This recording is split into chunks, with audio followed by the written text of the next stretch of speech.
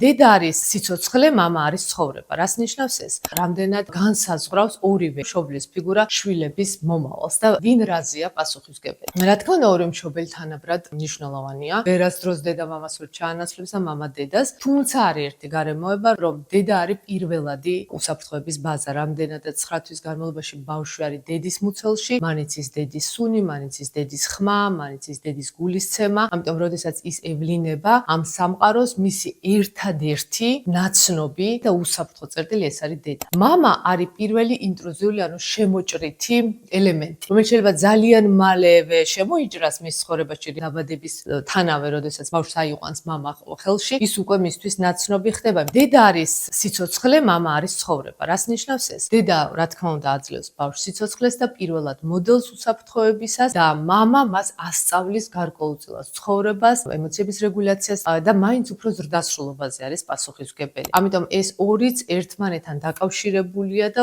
ერთმანეთზე გადაჯაჭვულია და რა არის სიცოცხლე ცხოვრების გარეშე, რა არის ცხოვრება სიცოცხლის გარეშე, გაუგებარია. რა თქმა უნდა, ესენი ორივე ძალიან მნიშვნელოვანია.